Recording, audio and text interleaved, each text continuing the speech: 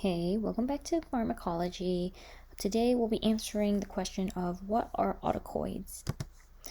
So, an autocoid is technically a hormone, but it's a hormone made by specific cells transported in the blood. That's the hormone definition. But an autocoid is going to be made by all the cells and it acts locally. It's still transported in the blood, but it's in all cells, not specific cells. There are two different types, the amine autocoids, which make histidine and serotonin, and the lipid-derived autocoids, which are prostaglandin, leukotrienes, and platelet activating factors. So these have a role in inflammation and blood clotting. The peptide autocoids are going to be the plasmakinins and angiotensin. So and angiotensin, remember, gets converted to angiotensin 1 and 2 in order to raise the blood pressure. So you know, dissemination via blood, and they have to bind to their receptor. So histamine is going to be responding to G protein coupled receptors, H1 and H2, and they are going to be blocked by the antihistamines, which usually block H1. So an H1 blockade, it's going to decrease the allergic inflammation by altering the vascular permeability, not allowing the extravasation, not allowing the edema, and decreasing the adhesion molecules of the antigen to the receptor, right? So there's going to be decreased inflammatory cell migration. H2 is going to be regulating gastric acid secretion. Not really sure the mechanism quite yet. H3 is going to be regulating the neuronal histamine turnover by binding to the receptors in the presynaptic cleft. And it's also going to play a role in the neurological functions, especially cognition, by binding to the heteroreceptors. And H4 is going to be on the blood cells in order to allow the immune response, inflammation, chemotaxis. They're all made by these cells. Okay, so histamine is going to be released by morphine, D-tubocurarine, vancomycin, and succinylcholine. So this would be pain medication. This is also a paralytic, and this is going to be antibacterial. It's also triggered by heat, cold sunlight, X-rays, insect stings, and venoms.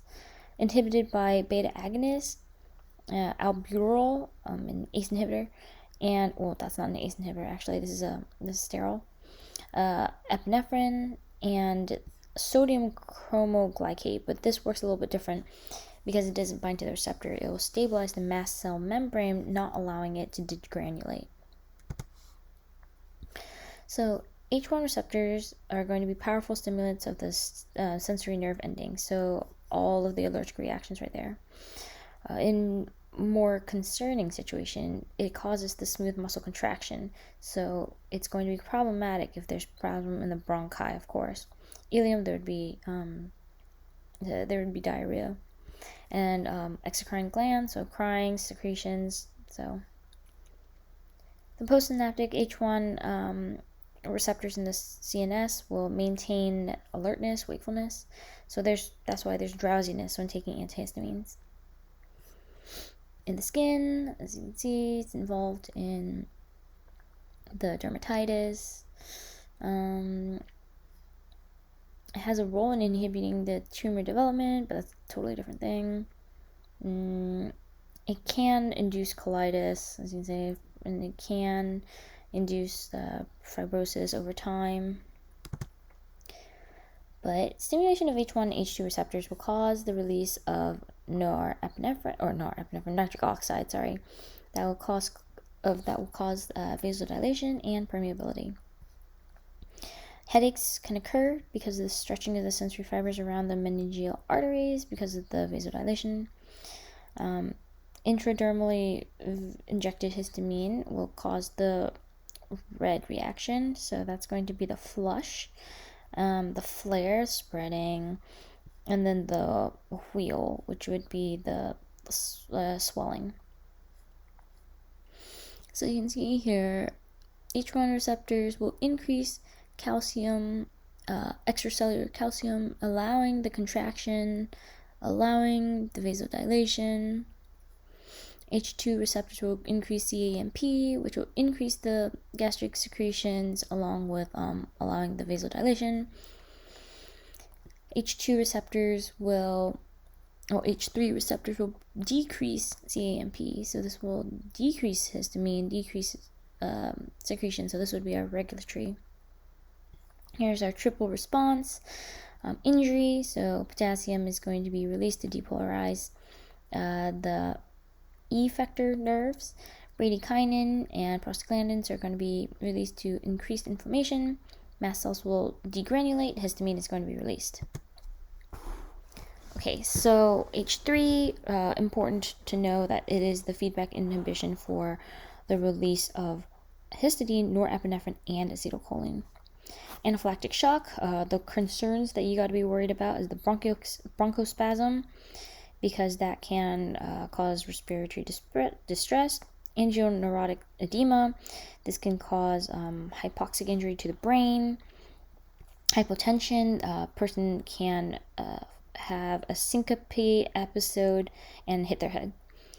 So epinephrine is what we use to treat, and it is a physiological antagonist of histamine, and antihistamines and glucocorticoids would be used to treat, but in dire situations it's the epinephrine. Okay, so there's several different types. The first generation, they are short to immediate duration. They have high permeability to the blood-brain barrier, so they're not used anymore because they block the reticular activation system. Person will faint or fall asleep, and it's just bad stuff. And it has a lot of antimuscarinic effects. Antimuscarinic effects, remember, is going to be the dry mouth, the constipation, palpitations, photophobia, confusion, nausea, vomiting. So this is going to be, sympathetic stimulation. Second generation drugs have a longer duration, and they are more selective for H1. They have poor permeability to beta block or blood-brain barrier, so there's no sedation, and there's a decrease in inflammatory factors, so this is the one that we prescribe nowadays. Okay, so the highly sedative first generation H1 antagonists are going to be these. The one that we still kind of sort of use is doxylamine, which is contraindicated in pregnant women. Hydroxyzine, sleeping, and promethazine, not so much. These two we do sometimes use for anti-motion sickness. Let's see, cyproheptadine is given to increase the appetite in bulimic patients, in patients with anorexic nervosa. Cinnarizine is pretty commonly used in Meniere syndrome to kind of tamp down the nausea due to the vestibular problems in Meniere's disease. And all these, meclizine, buclizine, cyclizine, are going to be your anti-motion sickness drugs. These are the ones that you use more than dimenhydrinate. Second generation, these are going to be estimizole, fexofenadine, this is it, sertrazine, loratadine. These are the ones that we use a lot more in the hospital. So we don't use estimizole so much anymore because this combined with terfenadine can cause the torsades to points, which is like a very choppy, there's no rhythm, and is very problematic because this is ventricular tachycardia. It's hard to treat and patient dies very quickly. Ketoconazole and erythromycin are going to decrease the metabolism of these two medications, leading to torsades de pointes. So we don't use this combination ever. The second generation also have the effects of anticholinergic and anti-inflammatory effects. Okay, so what do we use for antihistamines? We prevent or treat all your allergy symptoms. In allergic angioedema, you stop giving the drug, you give the antihistamine and a corticosteroid to tamp down the inflammation. In vertigo, we give cinnarizine, which is an anticholinergic, antihistamine, or anti-serotonin, and it is sedative and a vasodilator. So you have to be kind of careful with this too. So the antiemetics are going to work against the cholinergic receptors, and it's going to be promethazine, diphenhydramine, dimenhydrinate, cyclizine, and meclizine. These are the more common ones that we use in the hospital. Doxylamine and B6 is actually approved to treat morning sickness. They are not going to be too bad because it doesn't have fetotoxicity, there's no teratogen danger, so this is okay. Cyproheptadine is going to be given to stimulate appetite in children. Okay, so the side effects are going to be your antimuscarinic effects, and some of them include the sedation of the reticular activating system. So the drug interactions with alcohol and other central nervous system depressants is dangerous because there's a very, very high sedation. With antimuscarinic drugs and tricyclic antidepressants, there's even more antimuscarinic side effects. So all of this, but increased. Corticoids will inhibit phospholipase A2, and NSAIDs will inhibit cyclooxygenase. By inhibiting this cyclooxygenase, there's no prostaglandins, and instead it will go through the lipoxygenase path and make the leukotrienes instead to constrict rather than dilate. Xylutin will block the lipoxygenase, so there's not going to be any leukotrienes. So it's going to stop them right here. Zafircucast, montelukast, these are new. They are going to inhibit the slow reacting substance of anaphylaxis by not allowing leukotrienes to be made. These medications are pricey though. Prostaglandins are going to be a G protein coupled receptor or G protein coupled path. PGI2 is going to cause the vasodilation and inhibit the platelet aggregation, so this is good. This is going to allow blood to flow and prevent the clots. Thromboxane 2 is going to do basically the opposite. PGE2 we give to children to keep the ductus. We don't give it to children. It's naturally. It keeps the ductus arteriosus patent to allow the left heart or the right and left heart shunt, because the child doesn't need the circulation quite yet. The maternal circulation does it for them. So after birth, its synthesis stops, breath happens, closure occurs. Aspirin and indomethacin is going to induce the closure of the ductus arteriosus if it doesn't occur. And aspirin is going to be used to inhibit platelets from aggregating by inhibiting the thromboxane 2 and the prostaglandin formation. So PG2 and PGI1 are going, or I2 is going to inhibit the gastric acid secretion, is going to increase the bicarbonate in mucus and increase the mucosal blood flow. So it is cytoprotective, prevents too much of the breakdown of the gastric cells to prevent, gastric cancer from occurring. And it's an anti-ulcerogenic, so prevents ulcers from forming. Misoprostol is a PGE1 analog, and it basically does the same. In the kidney, it can cause renal vasodilation and increase water and sodium excretion. Chronic NSAID use can cause nephrotoxicity, and because of the constant, vasodilation, so pressure is going to be high, or vasoconstriction pressure is going to be high. PGE2 is going to cause a pyrogen-induced fever, and acetaminophen and NSAIDs will inhibit the PGE2 production in the hypothalamus, so that's why it brings down the fever.